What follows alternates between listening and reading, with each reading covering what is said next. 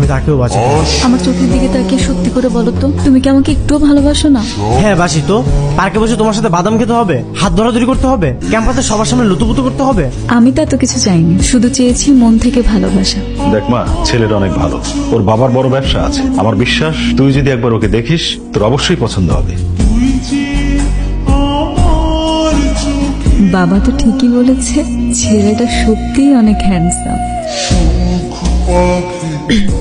আমি আমার বাবাকে অনেক ভালোবাসি, বাবাই আমার সবকিছু। আচ্ছা কি হয়েছে, তোমার বাবা কি অসুস্থ? বাবা আমার বিয়ে ঠিক করে ফেলেছে। আমি বাবাকে তোমার কথা বলেছি, বাবা কোনোভাবেই রাজি হয়নি। বাবা আমাকে বলেছে সেই ছেলেকে বিয়ে করতে হবে। ভালো থেকো।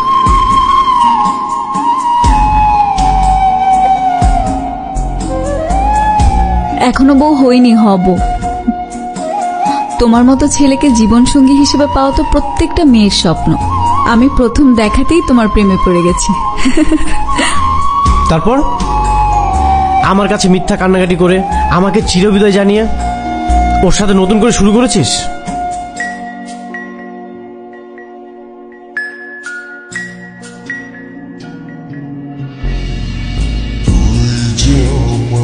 Hello, excuse me, who are you? এমন করে কেন করলি তুই আমার সাথে? তুমি এখান থেকে চললো। আমি যাব মানে? আমি কোথাও যাব না, তুই আগে আমাকে জবাব দে। এই, আমি তোর পিছনে ঘুরেছিলাম? আমি তো তোকে পাত্তাও দিতাম না। তুই আমার সাথে গায়ে পড়ে প্রেম করেছিলি। আরে আশ্চর্য, আপনি কি পাগল নাকি? চুপ করে থাক, আমি ওর সাথে কথা বলতেছি। ভদ্রভাবে কথা বলো, উনি আমার ফিয়ন্সে হয়। এই ভদ্রতা তোর থেকে আমার শিখতে হবে?